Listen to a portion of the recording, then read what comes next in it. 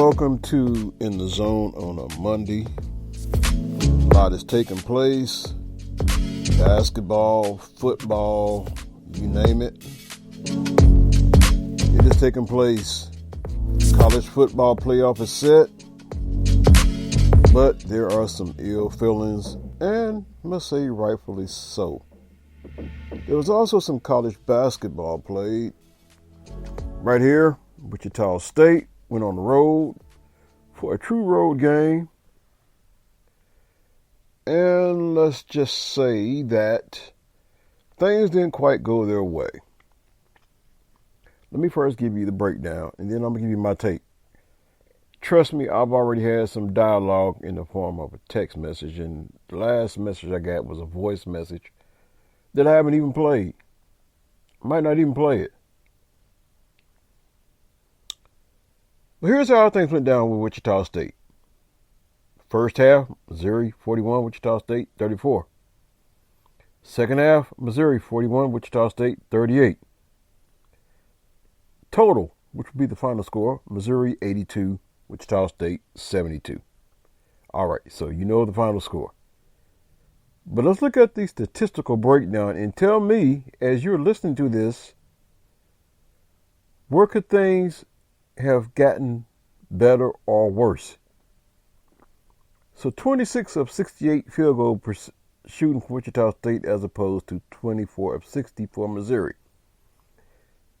Wichita State 38.2%, Missouri 40%. Three-pointers, Wichita State 8 of 28. This is the same issue that we had last year. Missouri 11 of 33. Three-point percentage, Wichita State 28.6. That will not win you many games. Missouri 33.3. That won't win you many games either, but it's better than 28.6. Free throws, Wichita State 12 of 13. Not bad. Until you look at Missouri's 23 of 25. Now, underline that and remember the final score 72 to 82. Missouri made 23 of 25 free throws to Wichita State's 12 of 13. Total rebounds. Now I'm going to get back to that. Wichita State 48, Missouri 32. So we out-rebounded them. We outdid them on the offensive end by the count of 18 to 7. And we out-rebounded them on the defensive end by a score of 30 to 25. So we took care of the boards. Assist, 9 for Wichita State, 15 for Missouri. Blocks, Wichita State 1, Missouri 6. Well, there's 12 points going right there. Steals, Wichita State 6, Missouri 13. Missouri was just doing what Missouri does. Turnovers, 18 for Wichita State, 9 for Missouri. Fouls, 20 for Wichita State to 18 for Missouri. Now let me back up. Now you can easily say, okay, they blocked 6 shots. Well, you lost 12 points right there. Final score was 72-82. Missouri wins the game by 10. Back to the free throws. Missouri shot 92%. We shot 92.3%. But here's a discrepancy right here. We made 12. They made 23. What's that difference right there? There's a difference of 12 points at the free throw line. Now, nobody likes 18 turnovers. That's too many turnovers. The timing of turnovers makes a difference. Some turnovers you can deal with. You don't want to deal with 18. I'm pretty sure out of those 18, there's probably at least half of them that you're like, ooh, if we could have that back. That was a boneheaded mistake. I understand that it's the game of basketball. Did I play the game of basketball? Yes, I've actually played the game of basketball. Not at a high level, but I played the game of basketball. So I know a little bit about the game of basketball. If I could even quote one Xavier McDaniel, who was in attendance at the game. He said it best like this. If I can pull up his quote, because I want to make sure I pull it up and quote Xavier McDaniel verbatim, who I've also had on one of my other shows as well. But I am going to pull up that quote because I got into a heated discussion. It's to the point where the person also wanted to point out their turnovers and let me know that, hey, we're averaging 11.7 turnovers a game. I'll take the 11 turnovers a game. But here is the deal right here. McDaniel saw some things he liked and didn't like from the Shockers on Sunday in their first real road environment of the season under first-year head coach Paul Mills. Still a connoisseur in rebounding, McDaniel appreciated the 18 offensive boards the Shockers collected against an SEC opponent. But after WSU slashed a double-digit deficit to a single possession in the final minutes by attacking the basket. Get this. McDaniel didn't like that the team stopped doing what was working and hoisted 4 straight three-pointers, all misses, down the stretch of the loss. WSU shot 28.6% on three-pointers for the game. He further said, I know the analytics say you shoot them, but analytics never played an expletive game before, McDaniel said. You've got to recognize what's working for you, and the threes weren't working.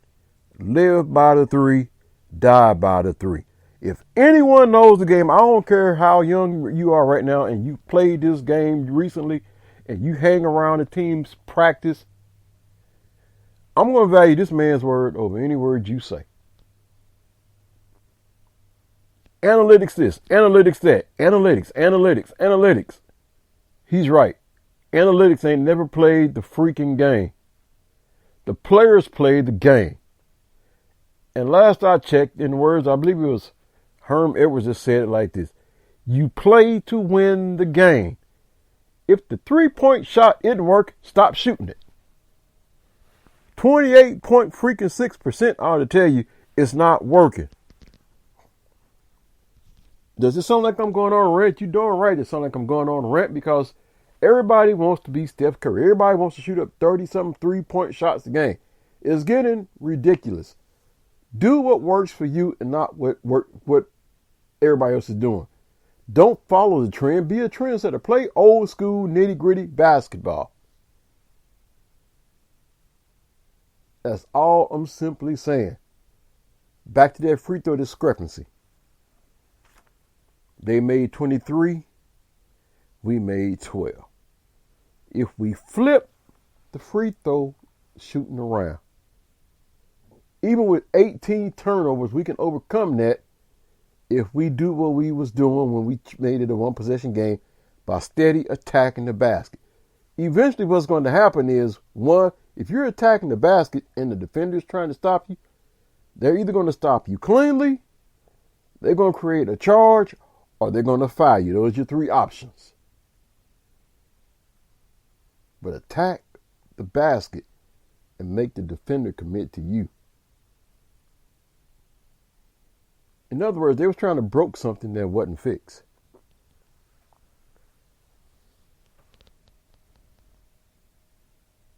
I mean, this person went on to tell me, I don't care if they out-rebound.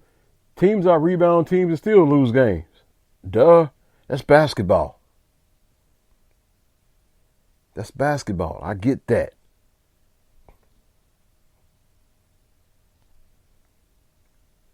But the simple things, if they continue and stay in attack mode, that keeps the defense on its heels. It makes you think, what am I going to do? Am I going to play defense with my feet or am I going to play with my hands? Because even to this point thus far, with Wichita State only playing 7 players, get that, 7, maybe 8, but 7 for sure in their rotation. This team hasn't been in any real foul trouble. So I have to say hats off to Coach Paul Mills in instilling discipline in this team, because when you have a bench that short, you have to be very disciplined on defensive end not to make stupid fouls. But that's my whole point of the argument right there. And of course, there were some that agree with me. If we can win the free throw line, that's points right there that we didn't get. Yes, I know turnovers take away from possessions, and it allows the team, I think in Missouri case, they had 20 points off of turnovers. I get that. But the key word is they had 20 points, not 36. Think about that. In other words, that means there are some turnovers that they didn't capitalize on. That's like in football, where a team flips the field, gets field position, but they don't do nothing with it. So yes, even though we committed 18 turnovers, it could have been a whole lot worse. But if we stayed in attack mode, it could have been a whole lot better. That's everything in a nutshell of what I was saying. Anyway, their next game against South Dakota State at Intrust Bank Arena here in Wichita, Kansas. If I'm able to go, I'll probably try to go. If I can't go, I'll find a way to listen to it in some capacity or another.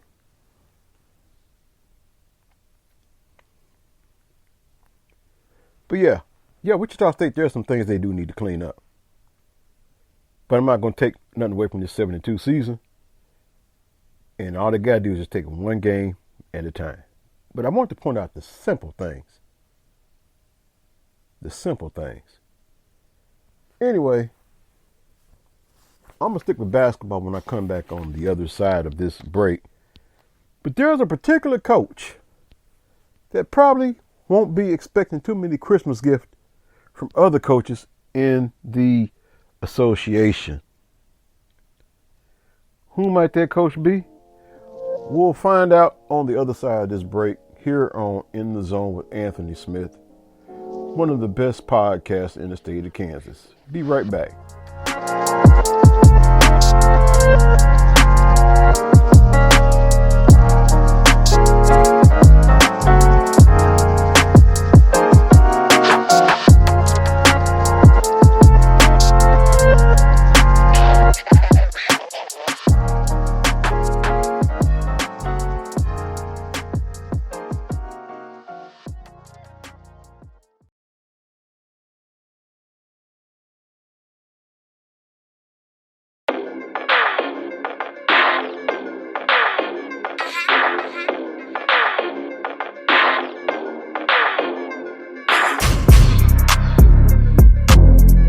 Welcome back to In the Zone with Anthony. If it seems I got a little bit animated in that first segment, chances are I probably did. It could be that maybe sometimes my buttons do get pushed, but that could be a good thing. It also shows that I'm passionate about what I do. Anyway, as I said, going out of the break, that there is a particular coach in the NBA, he probably won't be getting too many stocking stuffers and presents under his Christmas tree from fellow coaches. As Coach Mazzulla plainly says, I don't care about relationship with opposing coaches. Celtics head coach Joe Mazzulla is here to win games, not to make friends. Joe Mazzulla shares his thoughts on the importance of off-the-court friendships with opposing NBA coaches. The Celtics head coach says he respects his opponents, but that type of relationship is not the most important thing to him. Boston head coach Joe Mazzulla certainly has a unique way of doing things, which can cause some miscommunication at times.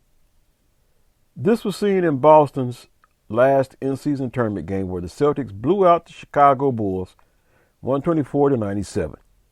Needing to overcome a point differential to make it out of the group stage of the tournament, the Celtics never took their foot off the gas, intentionally fouling Bulls big man Andre Drummond late into the game.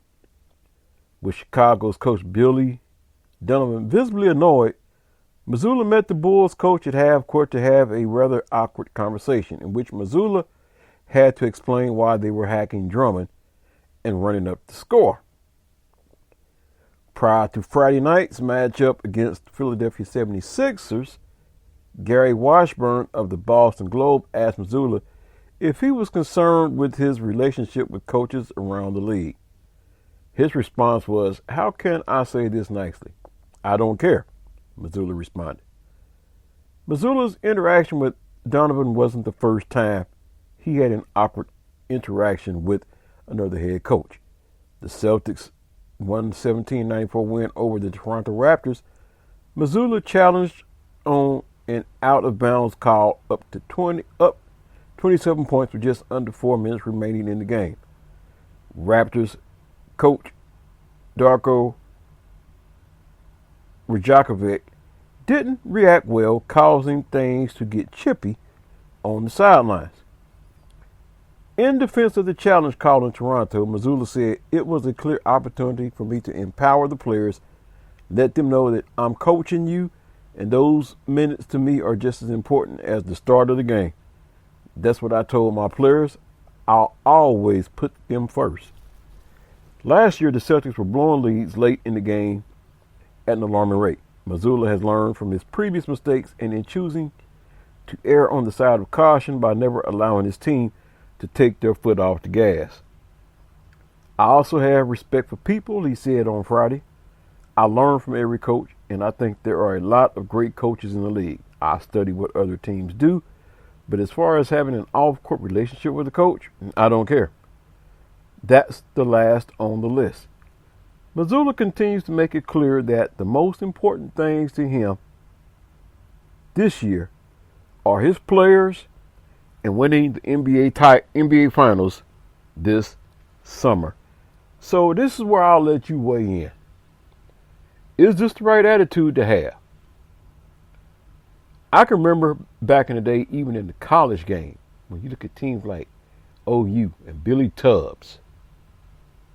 I'll even say here locally here, Wichita State, Gene Smith, when he had them horses, Antoine's, the Cliffs, the Ozell Jones, the Mike Jones, the Aubrey Sherrod. When they had a team down, they were still relentless. It was like sharks smelling blood and water. They was going in for the kill. I remember a game between Oklahoma, and I forget who they were playing, some team from Georgia or something like that, I believe. And the coach from the opposing team sent a player down to tell the coach to call off the dogs. What did Billy Tubbs do? He put his starters back in and ran that team out the gym. Like, don't ever sign a death wish like that. So I can understand where Coach Mazzulla comes. That's pretty much an old school mentality. Especially when you look in today's NBA culture where everybody is buddy-buddy. There really aren't no true rivals. You kind of tend, and I'm not even a Boston fan, but in seeing how he's going about his business, he says he's in business to win games and not make friends. And the only thing that matters to him is his players. His players come first, and winning the NBA Finals come this summer. You can't be mad at the man for that. You can't fault him for that. Only thing he didn't say was this: "I'm in this business to make money, not friends." Because trust me, as the wins pile up, you get the championships, you get the contract extension, and you also get the raise on your contract. So no, I'm not mad at the man. If that's how he wants to run this team, he has every right.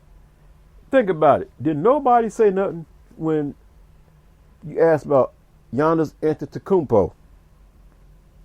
He's not one to go buddy up during the summer with guys and play pickup games.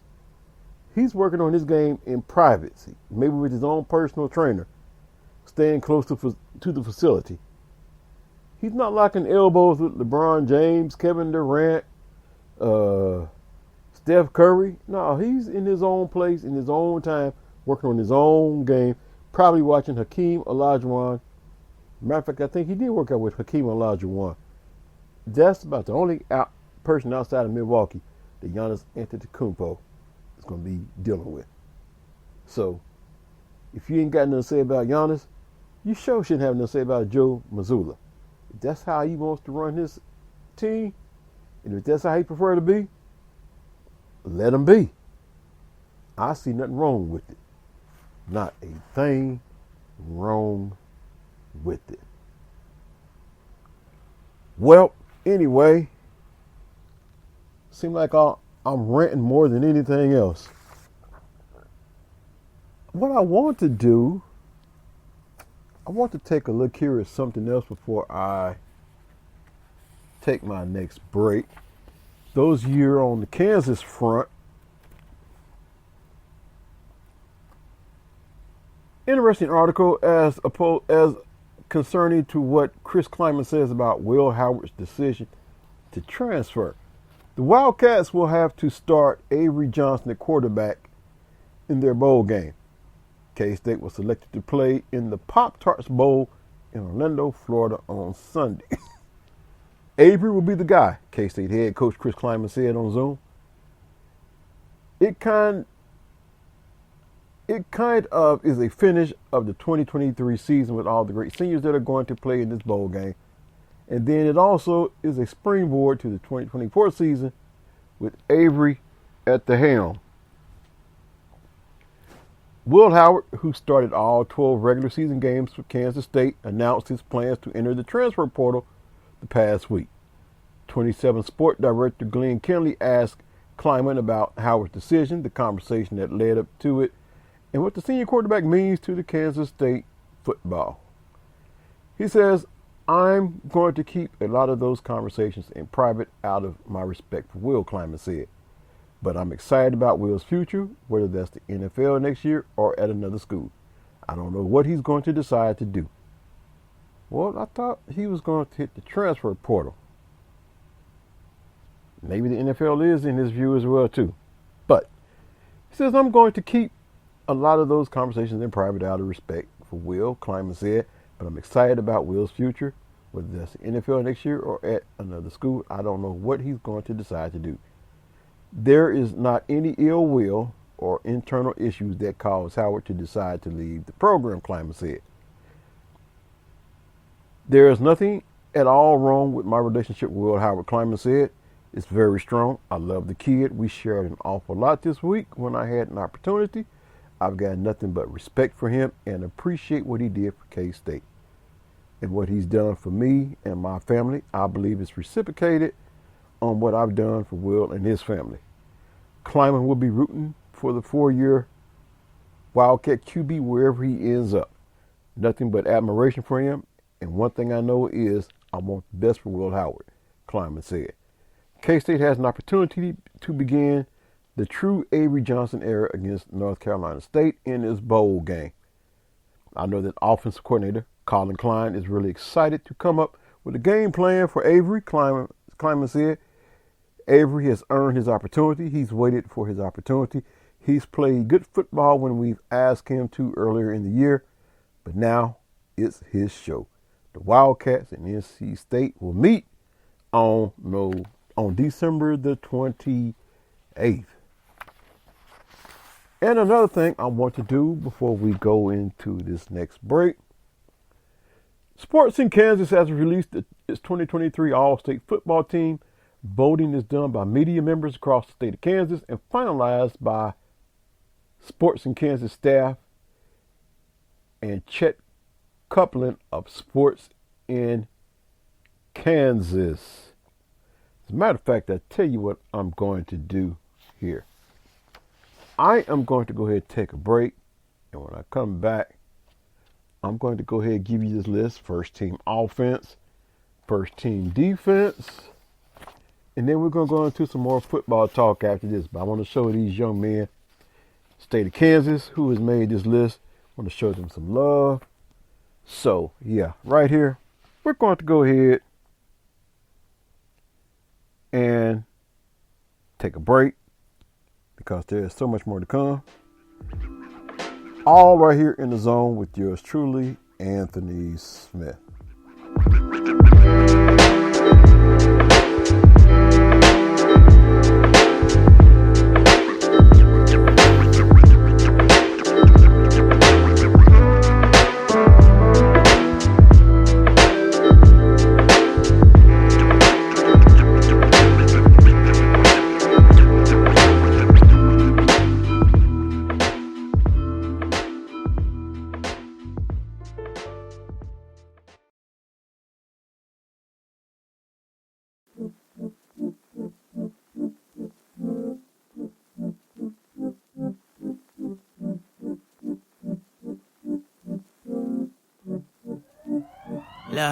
Moving too bossy, we don't tread softly, but not flossy, the streets that taught me, moving too bossy. Welcome back to In the Zone with yours truly, Anthony Smith, coming to you with all this good content.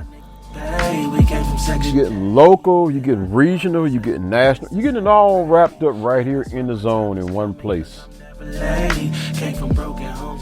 Well, I told you before I went to the break that I had the Sports in Kansas has released this Sports in Kansas. This is their 5A All-State football team. I'm pretty sure there will be some more to come. I'm going to go ahead and search out 6A as I get it. I will get it to you. But today we got 5A.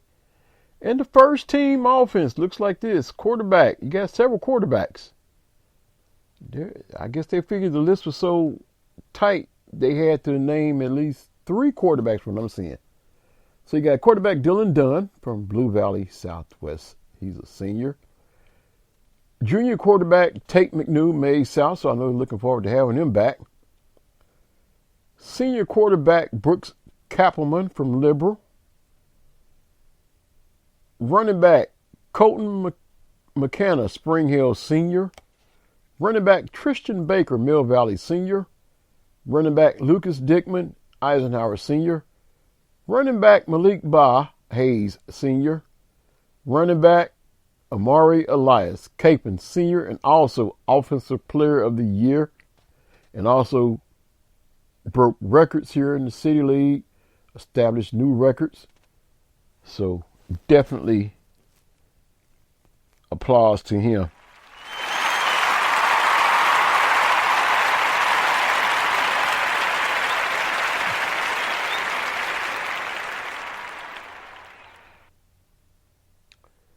Wide receiver Zayden Martinez, Liberal Senior. Wide receiver Sammy Dressy, Maize South Senior. Wide receiver Tate Everard, Blue Valley Southwest Senior. Wide receiver Alex Park, Blue Valley Southwest Senior. Well, we know right there they're going to replace their wide receiving core along with their quarterback. So, it'll be interesting to see how Blue Valley Southwest stacks up next year. Wide receiver Lexington Grafke, Lansing Senior. Wide receiver Bryson Hayes, Maize Jr. Tight end Jaron Askren, Maize South Senior. Offensive line Jason Strickland, Blue Valley Southwest Senior. Offensive line Henry Orth Capon Senior. Offensive line Hank Purvis, Bishop Carroll Senior. Offensive line Jack Richards, DeSoto Senior. Offensive line, Gus Hawkins, Mill Valley Senior. Offensive line, Cage Gibson, Salina Central Jr. Offensive line, Matthew Johnson, Great Bend Senior. Offensive line, Hudson Rice, Liberal Jr. Offensive line, Nick Ruth Newton Senior. Offensive line, Daley Van Sickle, Hutchison Senior. Athlete, Max Hudson Seaman Jr.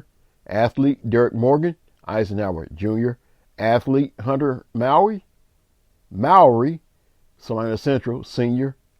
Kicker Mason Teague, Maize Jr. And kicker Sam Parks, Maize South Senior. Now for the first team defense. Defensive line, Jaden Woods, Mill Valley Jr., Defensive Player of the Year. Defensive line, Trey Heitzman, Valley Center Senior. Defensive line, Charlie Wolleben DeSoto, Jr. Defensive line, Christian Gonzalez, Shawnee Heights, Sr. Defensive line, Hunter Higgins, Maize South, Sophomore. Linebacker, Evan Seifert, Mill Valley, Sr. Linebacker, Hudson Cahill, Capon, Sr. Linebacker, Luciano Riggi, Lansing, Sr. Linebacker, Dalton Myers, Hayes, Jr. Linebacker, Trenton Kern, Great Bend, Sophomore. Linebacker, Max Brown, Eisenhower, Sr. Defensive back, Kalen Barta, Seaman, Sr.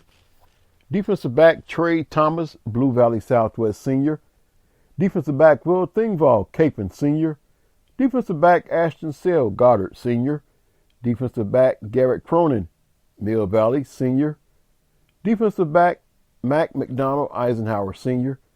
Athlete, Terrell King, Hutchinson, Jr. Returner, Micah Johnson, Goddard, Sr. Returner, Bo Pasteur, Pittsburgh, Sr. Punter, Julio Carrillo, Schlegel, Sophomore. And 5A Coach of the Year, Joel Appleby, Mill Valley. So let's give all these players and coach a round of applause.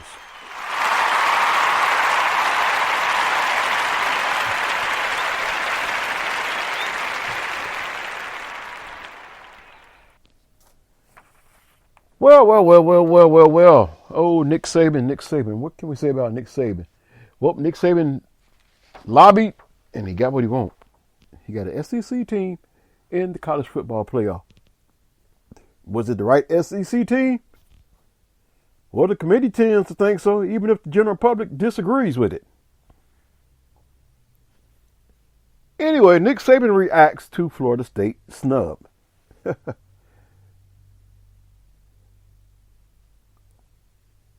The Alabama Crimson Tide were the beneficiaries of College Football Playoff Selection Committee's controversial call to exclude Florida State from the field of 4 on Sunday, and that was not lost on Nick Saban. Saban admitted that the Seminoles were deserving of a place in the playoff. Well, if you really think so, why don't you give them your spot? Of course, I know that'd be too much like right for them to do that. Aflac. Right.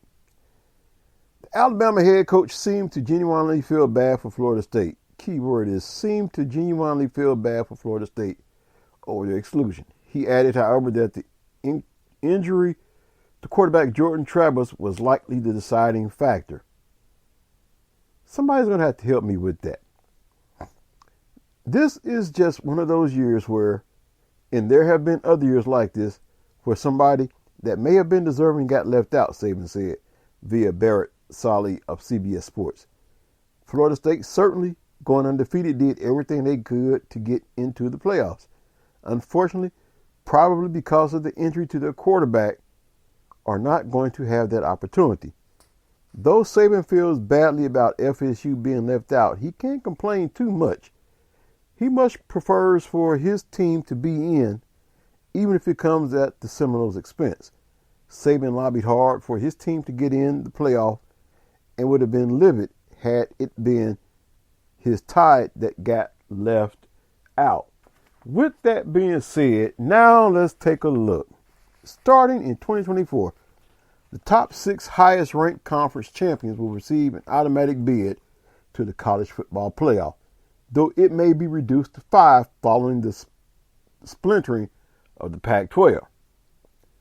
In actuality, the first automatic bid in CFP history was delivered on Sunday, a day after the playoff committee made the unprecedented step of leaving an unbeaten Power 5 conference champion, the ACC's 13-0 Florida State Seminoles, out of the 14 field. The reasoning seems clear. The committee wasn't going to stage a playoff without the champion of the SEC. Either Georgia was going to finish 13-0 and enter ranked number 1, or Alabama was getting in at 12-1 following an upset of the Dogs. The deal was essentially set. It's not a meritless argument. The SEC has dominated the sport for 2 decades and produced 13 of the last 17 national title winning teams. A tournament without the SEC would feel strange. And Alabama is very good, seemingly better on paper than the current incarnation of FSU. Well, if you really feel that way, why don't you make a way for them to play? That's what I say. Make a way for them to play and take the mystery out of it. You can agree with the above. You can believe the Tide will beat Michigan in the Rose Bowl and go on to win a national title. I can't say that I agree with that. The game is played on the field, not about what I think. And the way Michigan has been rolling over opponents, and I believe they learned from last year's mishap, I believe that they can actually beat Alabama. And yet you can still be troubled, or at least curious about how the committee reached its decision, because conference history wasn't supposed to matter and consistency of argument is in short supply here. This is a 2023 tournament, not a reputation built since 2005 tournament. There weren't supposed to be any automatic bids. No league was guaranteed a spot, and the SEC was hardly a vintage outfit this year. 7-9 versus other Power 5 teams, and 4-6 versus the ACC. Officially, committee chair and North Carolina State athletic director Boo Corrigan cited the season-ending injury to FSU star quarterback Jordan Travis as the reason the Seminoles were left out. So since when did a player become so important that it made the difference whether a team gets in or out? If a team wins out and wins it, what good? I'm trying to maintain my peace, but what good did it do for them to win the regular season and win their conference championship game if they was going to be left on the outside looking in because of an injury to a player?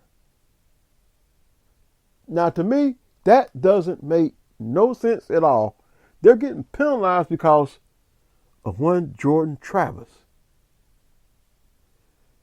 Travis broke his leg in late November against North Alabama. FSU went on to win that game, and at rival Florida with second-string Tate Rodemaker, when Rodemaker was forced to miss the ACC title game with a concussion, the Seminoles used the third-string freshman to defeat Louisville. Rodemaker was expected back for any bowl game. Florida State is a different team than they were through the first 11 weeks, Corrigan said on ESPN. An incredible season, but if you look at who they are as a team right now, without Jordan Travis, without the offensive dynamic that he brings to it, they are a different team. You didn't say that last year when y'all let TCU win and they lost their conference championship to Kansas State. Think about that, committee. I hope somebody on the committee hears exactly what I'm saying, because what y'all doing does not make a bit of sense. Is different necessarily worse? Perhaps, but maybe it's just different. The defense was unaffected.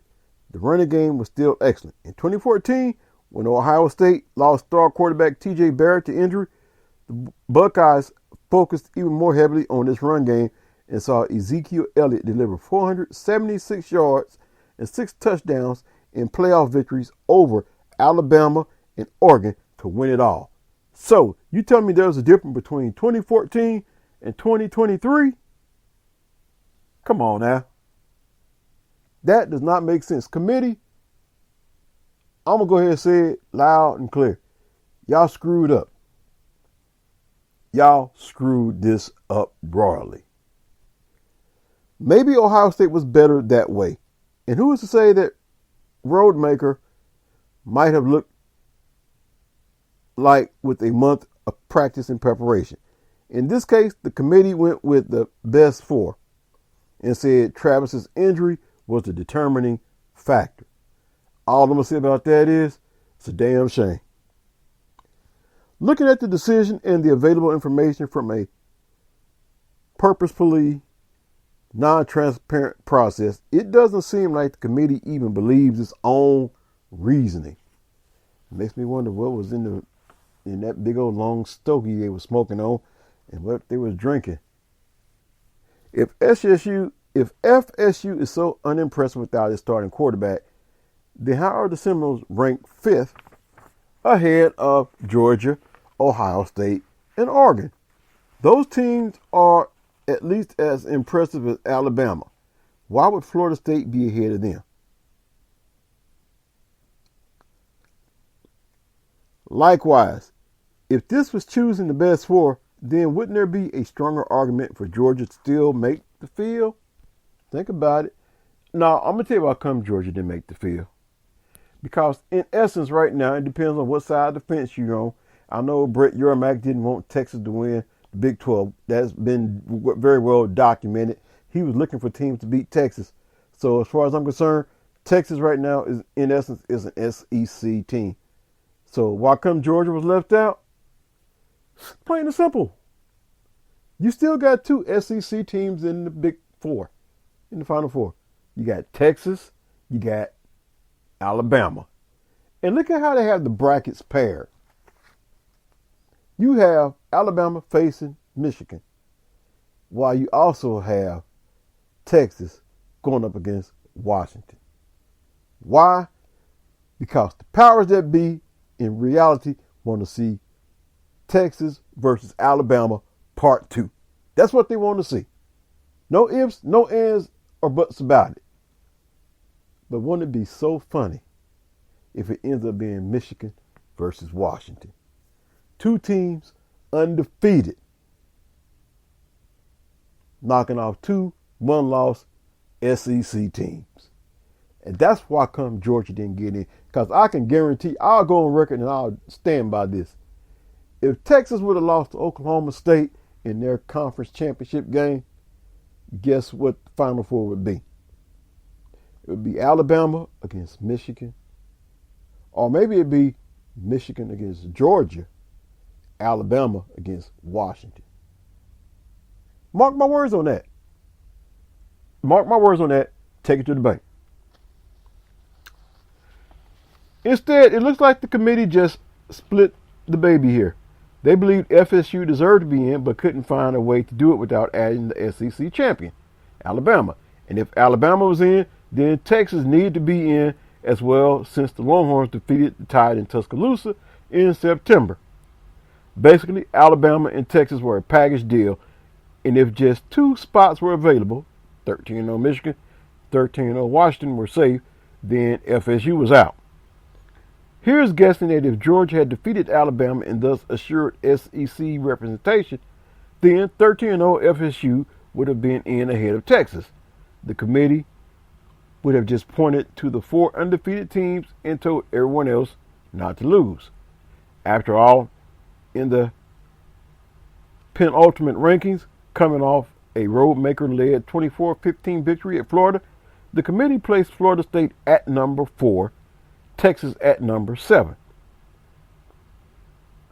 FSU then beat number 15 Louisville by 10 with the quarterback who would not be expected to play in the playoffs. Texas beat number 20 Oklahoma State by 28. Both became conference champs.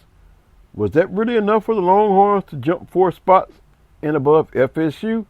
I'll answer that. Not only no, but hell no. Plain and simple. No.